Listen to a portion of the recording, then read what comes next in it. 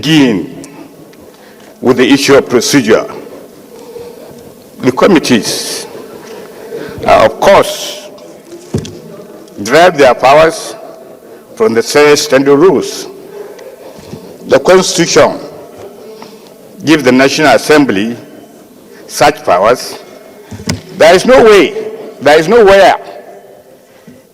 in other paper, nor in the powers and privileges of the National Assembly, does a committee chairman is saddled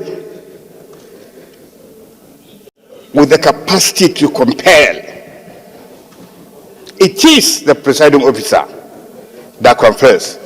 And therefore, when a matter of this nature is brought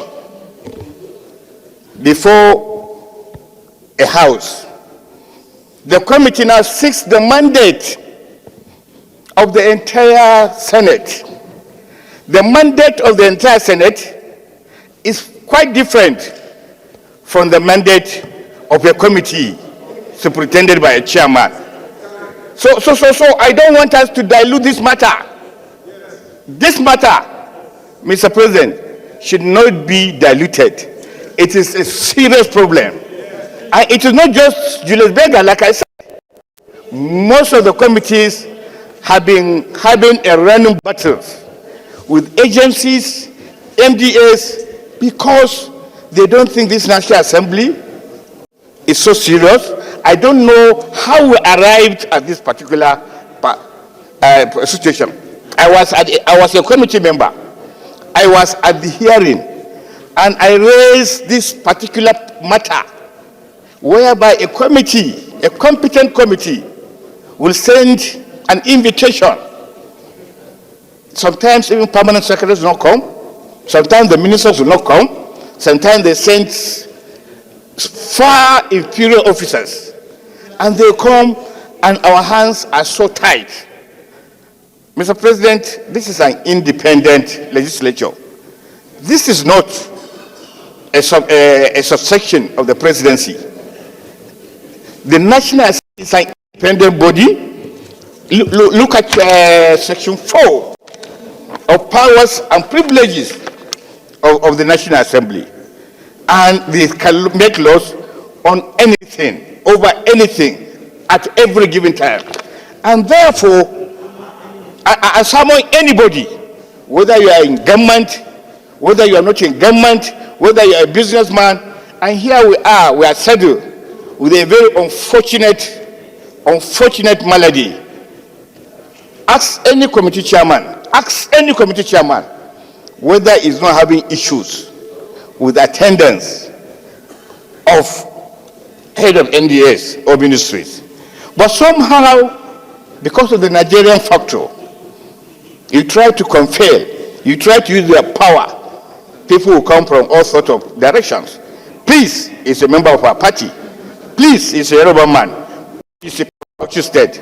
And these are happening, these are recurring dismal in our functions. And therefore, I have not seen for a very long time when Julius Berger appeared before the Senate. I have not seen for a very long time.